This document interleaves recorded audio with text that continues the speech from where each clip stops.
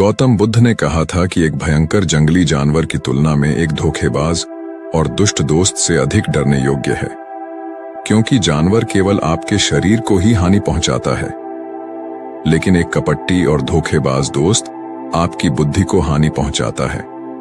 केवल एक बुरे दोस्त ही आपको उस स्थिति तक पहुंचा सकता है जहां आपको ऐसा लगता है कि यह दुनिया बहुत खराब है, यहां रहने का कोई फायदा क्या है। और यही होता है जब आपको धोखा मिलता है, आपको ठगा जाता है, और केवल व्यक्ति ही जो अंधे विश्वास करता है उसके साथ ठगी होती है। हम किसी को सीधे विश्वास नहीं करते हैं, विश्वास धीरे धीरे बढ़ता है, लेकिन समय के बाद यह विश्वास इतना मजबूत हो जाता है कि हम उस व्यक्ति के सामने अपनी आंखें, कान और मन बंद कर देते हैं।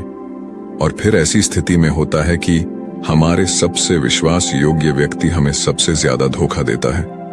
हम दुनिया में विश्वास खो देते हैं और हम सभी को संदेह के साथ देखना शुरू कर देते हैं। वास्तविकता में यह दुनिया धोखे पर चल रही है। हम किसी न किसी को धोखा देते हैं, कहीं न कहीं या कभी न कभी अपने जीवन में, और दूसरे लोग भी हमें धोखा देते हैं। दूसरों द्वारा धोखा देना समझना संभव है, लेकिन हमने वर्षों से खुद को ही धोखा दिया है। हम अपने आप को ऐसी बातों को मनाते हैं ताकि हमें सच्चाई का सामना न करना पड़े, और हम अपने छोटे से दुनिया में खो जाते हैं। धोखा या विश्वासघात एक दोधारी तलवार की तरह होता है। हमें ऐसा लगता है कि हम दूसरे व्यक्ति को धोखा देकर उसे बेवकूफ बना रहे हैं, लेकिन यह कपटी तलवार हमारे सामने खरा व्यक्ति का गला उतना ही काटती है जितना कि ये हमारे गले को भविष्य में काटती है। आज की बौद्ध गति से आप यह जानेंगे कि हम धोखे और विश्वासघात से खुद को कैसे सुरक्षित रखें, और इस वीडियो के अंत में हम 10 ऐसे संकेत के बारे में सीखेंगे जो एक ठग और झूठा में पाए जाते हैं। एक जवान लड़का बहुत क्रोधित हालत में था और वह तबकर के जरिए स्वयं हत्या करने की सोच रहा था। जब वह पहाड़ी के शिखर तक पहुंचा तो उसने जोर से चिल्लाया कि यह दुनिया इतनी बुरी क्यों है, यहाँ सब इतने स्वार्थी क्यों हैं, क्या मेरे जीने का कोई मतलब नहीं है। उसी पहाड़ी के शिखर पर एक बौद्ध सन्यासी ध्यान में लीन था। उस जवान लड़के की उच्च आवाज सुनकर उसने संचय के साथ उठ गया। उसे एकदम समझ में आया कि यह जवान लड़का यहाँ स्वयं हत्या करने आया है। जब वह जवान लड़का पहाड़ी से कूदने ही वाला था, तभी बौद्ध सन्यासी ने उसका हाथ पकड़ा और बौद्ध सन्यासी ने उसे पीछे खींचा और कहा, क्या हुआ, क्या आगे का रास्ता खत्म हो गया है? जवान लड़का ने कहा, कौन सा रास्ता? यहाँ कोई रास्ता नहीं है, मैं यहां से कूदकर स्वयं हत्या करने जा रहा हूं। बौद्ध सन्यासी ने कहा, हर किसी को एक न एक दिन मरना होता है, लेकिन तुम इतनी जल्दी में क्यों हो? जवान लड़के ने कहा, क्योंकि यह दुनिया जीने के लायक नहीं है। यहां सभी स्वार्थी और धोखेबाज हैं। मैंने जिस पर भरोसा किया वो सभी ने मुझे धोखा दिया। मेरा अपना भाई ने मुझे धोखा दिया, मेरा दोस्त मुझसे धोखा दिया, लेकिन आज यह सब बहुत ज्यादा हो गया है। मेरी पत्नी भी मुझसे धोखा दिया। उसने एक अमीर व्यापारी के साथ फरार हो गई। इतने धोखे मिलने के बाद अब मुझे इस दुनिया में जीने का कोई मतलब नहीं है। एक स्वार्थ दुनिया में किसी पर भी भरोसा नहीं किया जा सकता, इसलिए मैं स्वयं हत्या करने जा रहा हूं। बौद्ध सन्यासी ने कहा, क्या तुम स्वार्थी नहीं हो? क्या तुम पर भरोसा किया जा सकता है? व्यक्ति ने कहा, मैंने किसी को धोखा नहीं दिया है, किसी से विश्वासघात नहीं किया है। अगर चाहो तो मेरे गांव जाकर पूछ सकते हो, लोग मेरा फायदा उठाते रहते हैं, लेकिन अब तक मैंने किसी के साथ बुरा नहीं किया है। बौद्ध सन्यासी ने कहा, मुझे तुम पर भरोसा नहीं होगा। तुम्हें मुझे यह साबित करना होगा कि तुम स्वार्थी व्यक्ति नहीं हो।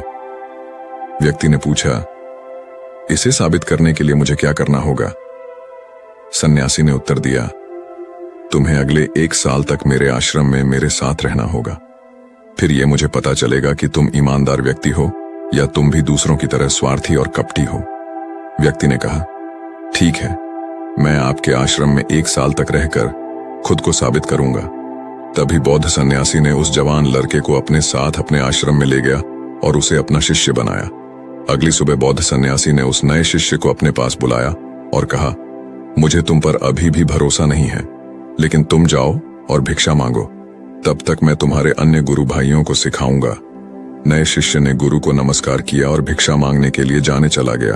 उसने आज तक भिक्षा नहीं मांगी थी, इसलिए उसे भिक्षा मांगने में बहुत परेशानी हो रही थी। भिक्षा के लिए उसके मुंह से शब्द नहीं निकल रहे थे। उसका अहंकार उसे रोक रहा था। उसके अंदर उसका घमंड उठ रहा था। मास्टर को गलत साबित करने के लिए उसने भिक्षा मांगी और उस भिक्षा को लेकर वह गुरु के पास लौट आया। उसके हाथ में भिक्षा देखकर गुरु ने कहा कि तुम कम से कम किसी हद तक भरोसेमंद तो हो। मैंने सोचा था कि तुम भिक्षा मांगने में सक्षम नहीं होगे, लेकिन तुमने मुझे गलत साबित किया। मेरे साथ तुम मेरे गुंबद पर चलो। गुरु ने कहा, मुझे वहां तुम्हें कुछ दिखाना है। गुरु ने उस शिष्य को छतरी में ले गया। छतरी के ऊपर एक मटका लटक रहा था। गुरु ने मटके की ओर इशारा करके कहा, क्या तुम उस मटके को देख रहे हो? इसमें जहर है और यह जहर ऐसा भी है, अगर किसी को दिया जाए तो व्यक्ति बहुत ही आसानी से मर सकता है और कोई भी नहीं जानेगा कि वह कैसे मरा। जवान शिष्य ने कहा, लेकिन गुरुदेव, आप मुझसे ये सब क्यों बता रहे हैं? सन्यासी ने कहा, मैं तुम्हें बस चेतावनी दे रहा हूं कि कभी ताजगी से इसे न खाना। कुछ दिनों बाद गुरु अपने शिष्यों के साथ एक जंगल से गुजर रहे थे कि अचानक कुछ जंगली लुटेरे ने उन पर हमला कर दिया। सभी शिष्य अपनी जान बचाने के लिए इधर उधर भागने लगे, लेकिन अधिक उम्र के कारण गुरु भागने में सक्षम नहीं थे। इसे उस जवान शिष्य ने महसूस किया और उसने बहादुरी दिखाई और उसे उस लुटेरों से बचाकर उसे आश्रम ले आया। आश्रम पहुंचते ही गुरु ने सभी के सामने उस शिष्य की प्रशंसा की और कहा, मेरे नए शिष्य, तुम सभी से बेहतर है, जिसने मेरी जान को जोखिमों से बचाई और मुझे यहां सुरक्षित लाया। आज के बाद मुझे उस पर विश्वास है। उस दिन के बाद हर सुबह जब भी गुरु उस शिष्य से मिलते, वो उसे एक बात कहते, मुझे तुम पर पूरा विश्वास है। धीरे धीरे गुरु का उस शिष्य पर विश्वास बढ़ता रहा और यह इतना बढ़ गया कि एक दिन गुरु ने शिष्य को अपने पास बुलाया और कहा, मेरे पास कोई पुत्र नहीं है, लेकिन तुम मेरे बेटे की तरह हो। मैं अब बूढ़ा हो गया हूं, इसलिए मेरी मृत्यु के बाद मैं चाहता हूं कि तुम इस आश्रम की जिम्मेदारी को अपने हाथों में लो। शिष्य ने कहा, गुरुदेव, अगर यह आपकी इच्छा है तो मैं भी आपके सुख के लिए इस जिम्मेदारी को संभाल लूंगा। ये कहते ही शिष्य चला गया। कुछ दिनों बाद गुरु बीमार पड़ गए तो उसने आश्रम के सभी शिष्य को बुलाया और घोषणा की कि युवा शिष्य उसके बाद इस आश्रम को संचालित करेगा। दिन धीरे धीरे बीतते गए और वह युवा शिष्य की मन की बेचैनी बढ़ने लगी। उसे जितनी जल्दी हो सके आश्रम को कब्जा करना था। वह हर सुबह गुरु के पास जाता, उनकी सेहत पर कोई प्रभाव पड़ रहा है या नहीं देखने के लिए, लेकिन गुरु की सेहत दिन प्रतिदिन ठीक हो रही थी। अब उसकी सहन शक्ति का बांध टूट रहा था। उसकी रातें नींदहीन हो गई। वह हमेशा सोचता रहता था मास्टर को कैसे रास्ते से हटाया जाए और कोई भी न जाने। कभी कभी उसे यह ख्याल आता था कि मास्टर को नदी में धक्के मार दूं, लेकिन अगले ही पल उसे यह अनुभव होता कि मास्टर एक अच्छा तैराक है, वह तैर कर निकल जाएंगे। कभी कभी उसे यह विचार आता था कि वह मास्टर को गले दबाकर मार देगा। सभी जानते हैं कि मैं मास्टर का विश्वास पात्र हूं, इसलिए किसी को भी मुझ पर संदेह नहीं होगा। लेकिन फिर वो सोचते हुए अपने आप से वो बात करता है कि यदि थोड़ी सी गड़बड़ी अगर हो गई तो हालात और बिगड़ सकती है। उसे कुछ ऐसा तरीका ढूंढना होगा जिससे कि मास्टर तो मरे ही और सबको यह लगे कि यह एक प्राकृतिक मौत हुई है और इसे ईश्वर ने स्वीकार किया है। एक दिन वह युवा शिष्य मास्टर के कुटिया में मास्टर के पास बैठा था। तभी उसकी नजर ऊपर लटकती हुई उस मटके पर पड़ी। उसे याद आया कि मास्टर ने कहा था कि इसमें जहर है और वह जहर ऐसा है कि अगर किसी व्यक्ति को दिया जाए तो व्यक्ति बहुत आसानी से मर सकता है और किसी को भी पता नहीं चलेगा कि वह कैसे मरा। उसने सोचा कि इस जहर को मास्टर को देना सही होगा और कोई भी नहीं जानेगा कि वो कैसे मरा। फिर उसके पास पूरे आश्रम पर काबू पाने की संभावना भी होगी। अगले दिन उसने गुप्त रूप से मास्टर के कुटिया से वो जहर चुराया और मास्टर के भोजन में मिला दिया। मास्टर ने वो रात का खाना खाया और सो गए, लेकिन सुबह होने पर पूरा आश्रम जाग उठा, लेकिन मास्टर नहीं उठे। शिष्य गुरु की कुटिया में गए और देखा कि मास्टर मर गए हैं। जब उस युवा शिष्य को यह जानकारी मिली तो उसके अंदर बहुत खुशी हो गई और वह आश्रम का नियंत्रण संभालने का कार्य शुरू कर दिया। आश्रम में एक पुराना शिष्य भी था। वह सब कुछ खामोशी से देख रहा था। वह अपने कुटिया में गया और वहां से एक दवा लेकर आया और मास्टर को दिया। कुछ ही समय में मास्टर की चेतना वापस आई और वह ठीक से उठकर बैठ गया। ऐसा देखकर उस युवा शिष्य के पैरों तले जमीन खिसक गई। वह बहुत घबराया हुआ था। गुरु ने बाकी शिष्यों को उनके कार्यों पर भेज दिया और युवा शिष्य को अपने पास बुलाया और कहा, क्या तुम अभी भी विश्वास योग्य हो? क्या तुम मुझे धोखा नहीं दोगे? क्या तुम स्वार्थी नहीं हो? शिष्य गुरु के पांव में गिर पड़ा और कहा, मुझे नहीं पता कि मैंने इस अपराध को कैसे किया है। मैंने आज तक किसी को धोखा नहीं दिया है। लोग मुझे धोखा दे रहे हैं, लेकिन नहीं जानता कि मैंने आज आप पर धोखा क्यों और कैसे किया। गुरु ने कहा, तुम मुझे धोखा नहीं दे सकते क्योंकि मैंने कभी तुम पर विश्वास ही नहीं किया है। मैं किसी पर भी विश्वास नहीं करता। मैं केवल उसी पर विश्वास करता हूं जो मैं अपनी आंखों से देखता हूं, और मैं तुम्हारे भीतर की लालसा देखना चाहता था और मैंने तुम्हें यह लालसा जानबूझकर दी थी। क्योंकि किसी को धोखा देने के सिर्फ 3 ही कारण होते हैं, पहला स्वार्थ, दूसरा लालसा और तीसरा ईर्ष्या। वह युवा सन्यासी मास्टर से पूछा, लेकिन मास्टर, मैं अपने आप को अपना ये कैसे स्वार्थ, लोभ और ईर्ष्या से मुक्त रख सकता हूं? मास्टर ने कहा, खुद को पढ़ें, खुद को जाने और खुद के अंदर प्रवेश करने का प्रयास करो। इंसान में बहुत महान संभावनाएं होती हैं। वह खुद को कुछ भी बना सकता है, वह कुछ भी हो सकता है। और जब आपको मौका न मिले तो अपने अंदर देखें और जानने की कोशिश करें कि आप क्यों बदल रहे हैं, कौन आपको बदल रहा है, क्या यह परिवर्तन अच्छा है या बुरा, आत्मनिरीक्षण करो। मास्टर के इन शब्दों को सुनकर शिष्य फिर से उनके पैरों में गिर गया और कहा, मास्टर, मैं आपका शिष्य बनना चाहता हूं और जानना चाहता हूं कि मैं कौन हूं, मैं क्या हूं और मैं क्यों बदलता हूं। मास्टर ने कहा, हमारे आसपास ऐसे बहुत सारे लोग हैं और बहुत सारे ऐसे लोग रह चुके हैं जो इसका उदाहरण है, जो कभी अपने स्वार्थ, लोभ और ईर्ष्या के कारण किसी को धोखा नहीं दिया है। वह किसी का विश्वासघात नहीं करते।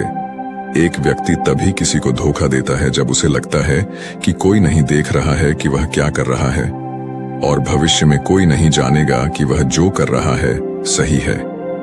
पकड़े जाने के बाद वह अपनी सुरक्षा के लिए अधिकतर तर्क देता है कि मैं कुछ नहीं कर सका। यही आखिरी राह थी, मुझे मजबूर किया गया था। लेकिन यह धोखा देने के पीछे की सच्चाई है जो हर विश्वासघात के पीछे छुपी होती है, लेकिन फिर भी व्यक्ति यह जानबूझकर करता है। मास्टर ने शिष्य की आंखों में देखते हुए कहा, याद रखें, हम किसी को धोखा देने पर हम उसकी आंतरिक अभिज्ञान को चोट पहुंचाते हैं और वह इतनी बुरी तरह चोटित हो जाता है कि फिर वह किसी पर भरोसा नहीं कर पाता। वह अंदर से बहुत ही दुखी और अकेला महसूस करने लगता है। इसलिए यदि आप चाहते हैं कि कोई आपको धोखा न दे, तो आप अपनी आंखें, कान और मन को खुले रखें। लोगों पर विश्वास करें, लेकिन इतना विश्वास मत करें कि वे आपका फायदा उठाने लगे। हमेशा अपने सबसे महत्वपूर्ण कार्यों पर नियंत्रण में रहे और कभी कभी खुद को जांचते रहे, क्योंकि जिस धोखे को आप टालना चाहते हैं, क्या आप किसी दूसरे के साथ वैसा ही धोखा कर रहे हैं? अगर कोई आपको फिर भी धोखा दे रहा है तो निराश न हो, क्योंकि हर विश्वासघात किसी व्यक्ति को कुछ न कुछ सिखा कर जाता है। धोखा खाने के बाद एक व्यक्ति पहले के मुकाबले ज्यादा सतर्क और सावधान हो जाता है।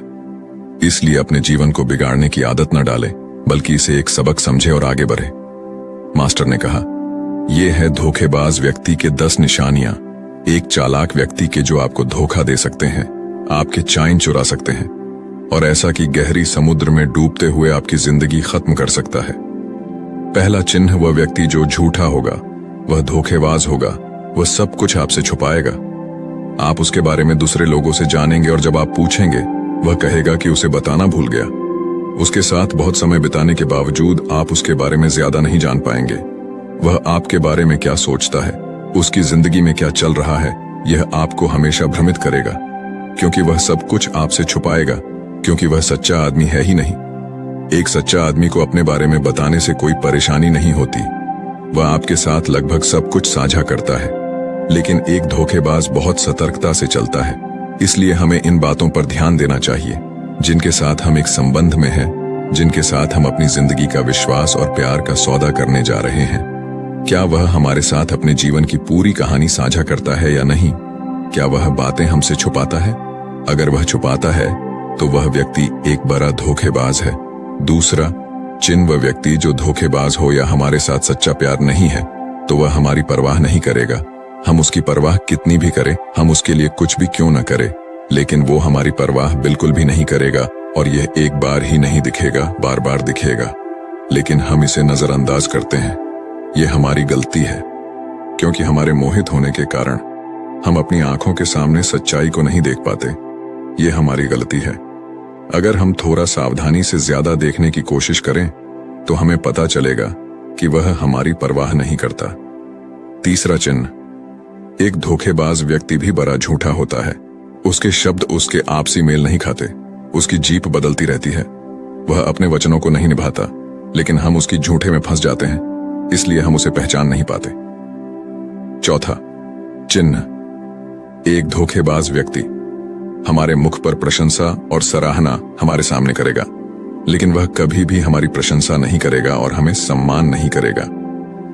चाहे हम उसके लिए मर जाए, वह हमें कभी सराहना नहीं करेगा और हमें उतना महत्व नहीं देगा जितना कि हम अपनी जिंदगी में देते हैं, क्योंकि वह हमें एक दिन धोखा देगा। इसलिए यह बेहतर है कि हम सतर्क रहें, पहले ही बहुत धोखा खा चुके हैं। पांचवां चिन्ह, वह कहते क्या है उस पर आपको ध्यान देने की वजह उनके कार्यों पर ध्यान केंद्रित करें। बात करना बहुत आसान है, लेकिन करना बहुत ही मुश्किल होता है और अधिकांश लोग इन बातों पर फंस जाते हैं। इसलिए चाहे वह आपसे कितनी भी बातें करें, आपके साथ कितने वादे करें, जब तक वह उसे दिखाने का प्रदर्शन नहीं करता तब तक उस पर विश्वास न करें। छठा चिन्ह, यह अक्सर प्यार के संबंध में देखा जाता है कि एक धोखेबाज व्यक्ति उस व्यक्ति को कैसे पकड़ता है जो उससे प्यार करता है, जैसे कि उसके सामने हमेशा उपलब्ध होता है। वह कहीं नहीं जा रहा है, वह उसके लिए यहां रहेगा। उसे न तो सम्मान करेगा और न ही सम्मान देगा, और अगर सम्मान के लिए विनती की जाए तो वह उसे और अधिक अपमानित करेगा। यदि आपको संबंध में किसी से विनती करनी हो तो मुझसे समझो कि उसमें आपके लिए प्यार नहीं है जो वास्तव में आपसे प्यार करता है। वह चाहेगा कि आपके साथ अधिकांश समय बिताए, जिससे आप समय के लिए विनती करें। समझो कि उसमें आपके लिए प्यार नहीं है। सातवां चिन्ह, वह हर चीज के लिए समय निकाल सकता है, लेकिन कभी भी आपके लिए समय नहीं निकालेगा। वह अपने जीवन में आपके लिए कुछ भी नहीं छोड़ेगा, लेकिन आपको कभी नहीं छोड़ेगा। वह तभी आपसे बात करेगा जब उसे मन करेगा, न कि जब आपको उनकी जरूरत होगी। वह आपको किसी और के साथ बदल सकता है, लेकिन आपके लिए कुछ नहीं बदलेगा, न तो उनकी आदतें, न ही उनका स्वभाव और न ही उनकी सुविधा। आठवां चिन्ह, वह कभी भी आपको आपके प्रति समर्पित और आज्ञाकारी नहीं होगा। जैसा कि हम आपके साथ हमेशा रहेंगे, चाहे जो भी हो हम समर्थन करेंगे। चाहे जैसा भी समय हो, वह सिर्फ अपनी शर्तों पर ही आपके साथ रहेगा। जब उसे आराम और अच्छा लगेगा तभी वह आपके साथ रहेगा, और अगर उसे थोड़ा भी चोट लगे तो वह चला जाएगा, क्योंकि वह कभी भी अपनी सुविधा के लिए अपनी सीमा के बाहर कुछ भी करने के लिए नहीं आएगा। नौवां चिन्ह, वह हमेशा आपको चोट पहुंचाएगा, कभी जानबूझकर और कभी बिना जाने कि वह आपको कितना चोट पहुंचा रहा है, और आपका हृदय लगातार दुखेगा। आप उस व्यक्ति के साथ खुश रहेंगे जो वास्तव में आपसे प्यार करता है। उसके साथ होने से आपको ऐसा लगेगा कि आप हवा में हल्के से उड़ रहे हैं, और अगर आप एक धोखेबाज और गलत व्यक्ति के साथ संबंध में हैं, तो सब कुछ भारी और असावधान लगेगा। ऐसा लगेगा कि कुछ गड़बड़ है। अंदर से एक आवाज आएगी कि यह संबंध आपके लिए सही नहीं है, और यदि इसे सुनने के बावजूद आप इसे नजरअंदाज करते हैं तो यह आपकी गलती होगी। 10वां चिन्ह, आपके जीवन में वे कहीं नहीं है। आपके जीवन में उनकी कोई विशेष जगह नहीं है। जब चाहे वे आसानी से आपके जीवन से आपको निकाल सकते हैं और उन्हें कुछ फर्क नहीं पड़ेगा। यदि आप यह नहीं मानते और उनकी सच्चाई जानना चाहते हैं तो आप अपने जीवन से कुछ दिनों के लिए गायब हो जाएं। उन्हें कुछ फर्क नहीं पड़ेगा, बल्कि वे खुश रहेंगे। अच्छा है कि समस्या हमारे जीवन से चली गई है। अब हम आजाद हैं और हम जो चाहे वो कर सकते हैं। यदि आप अगर ऐसे व्यक्ति के साथ संबंध में हैं तो आप अपने बुद्धि को संयम में लाएं और जितनी जल्दी हो सके इससे बाहर निकले। मुझे विश्वास करें, ऐसे संबंध से बाहर आने के बाद आपको सुख, शांति और प्यार मिलेगा। और क्या दुनिया में सिर्फ एक ही व्यक्ति है? यदि आप एक खराब व्यक्ति को छोड़ देते हैं तो 10 अच्छे लोग आपके जीवन में आएंगे जो आपको सम्मान और प्यार देंगे। और जब तक आप इस तरह के झूठे व्यक्ति के साथ व्यस्त हैं, तब तक आप अपने अच्छे लोगों को नहीं देख पाएंगे। लेकिन जैसे ही आप ऐसे धोखेबाज व्यक्ति को छोड़ देंगे, अच्छे लोग आपके जीवन में आना शुरू हो जाएंगे। और एक और बात, आजकल वे लोग जिनके साथ प्यार में धोखा हुआ है, वे कहते हैं कि प्यार कुछ नहीं है, सब कुछ झूठ है। आजकल सब कुछ झूठा है, लेकिन ये पूरी तरह से सही नहीं है। जिस व्यक्ति ने आपको धोखा दिया है, उससे प्यार के अर्थ की जानकारी नहीं थी। आज भी दुनिया में बहुत सारे ऐसे लोग हैं जो प्यार को कैसे करना है जानते हैं और उसे बरकरार रखने की भी जानते हैं। धोखा खाए लोग अपनी ओर से सच्चा प्यार करता है। प्यार ईश्वर की उपहार है और यह दुनिया प्यार पर आधारित है। अगर एक गलत व्यक्ति ने आपका प्यार समझ नहीं पाया, तो इसका अर्थ यह नहीं है कि इस दुनिया में प्यार नहीं है। यह दुनिया प्यार पर ही आधारित है। यह प्रसिद्ध नृत्य दुनिया सिर्फ प्यार करने वालों के कारण है। और अंत में एक और बात, यदि आप अपने परिवार के सदस्यों से धोखा खा चुके हैं या आपस में गलतफहमी हो गई है, तो एक दूसरे की बात समझने का प्रयास करें, एक दूसरे को जानें और एक दूसरे को माफ करें। क्योंकि दोस्तों, आपको बहुत सारे लोग मिलेंगे, लेकिन आपके परिवार के सदस्यों की तरह किसी और जगह पूरे विश्व में नहीं मिलेंगे। हाँ, उनका दृष्टिकोण थोड़ा अलग होता है। वे थोड़े दूर के होते हैं आपके परिवार के बाहर, जैसे कि आपके दोस्त, दूर के रिश्तेदार या पड़ोसी। लेकिन परिवार के सदस्यों को माफ कर देना बुद्धिमानी होता है। तो दोस्तों, उम्मीद है इस वीडियो से आपको काफी कुछ सीखने को मिला होगा। और अगर कुछ सीखने को मिला हो तो हमारे इस वीडियो को लाइक, शेयर और बुद्धा स्टोरियन चैनल को सब्सक्राइब जरूर कर लीजिएगा। और साथ ही कमेंट में नमो बुद्धाय जरूर लिखिएगा। धन्यवाद।